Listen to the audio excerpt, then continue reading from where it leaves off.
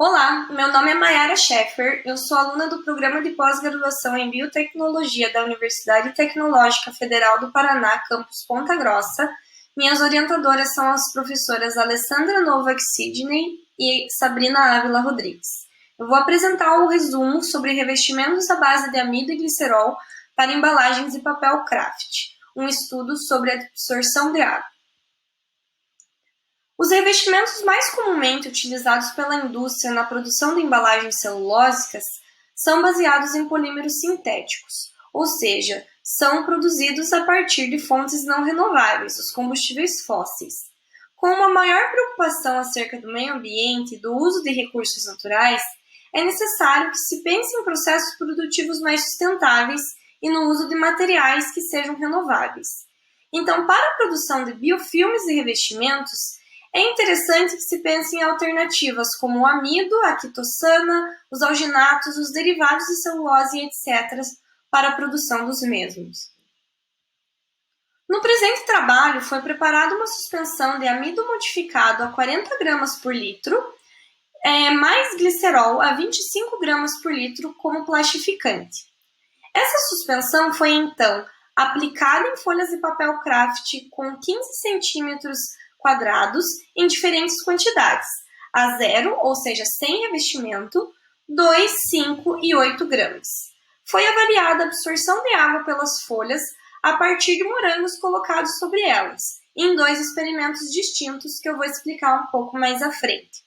Também foi analisada a gramatura dos revestimentos através da fórmula peso da folha revestida menos peso da folha sem revestimento sobre a área.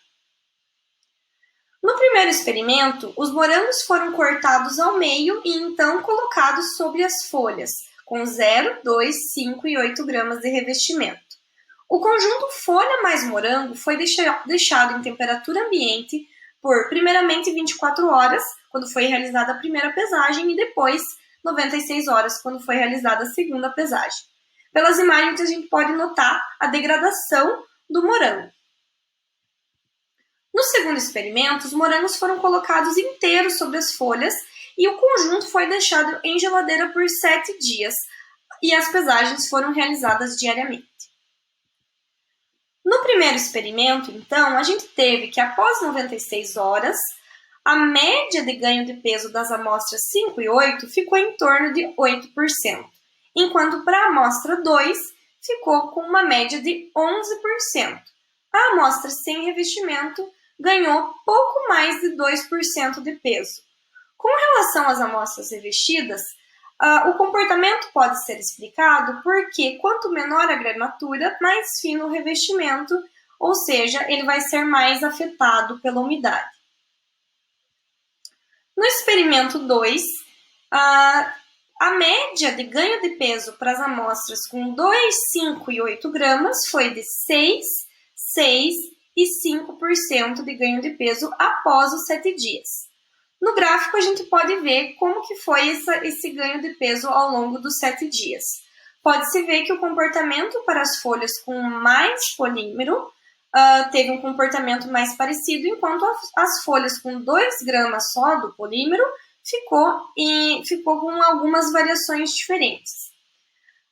Devido à natureza hidrofílica do polissacarídeo, as folhas revestidas apresentaram um maior ganho de peso, tanto no primeiro experimento quanto no segundo, devido a ela ser mais suscetível à penetração de água por conta dessa natureza. Concluindo, é possível se trabalhar com revestimentos baseados em biomateriais com certa resistência à umidade, mas ainda é necessário que se otimize os parâmetros e se conduzam mais testes para que se verifique, então, as propriedades mecânicas e de barreira para que a gente possa produzir, então, embalagens celulósicas com revestimentos com biopolímeros que sejam satisfatórios. Obrigado pela atenção.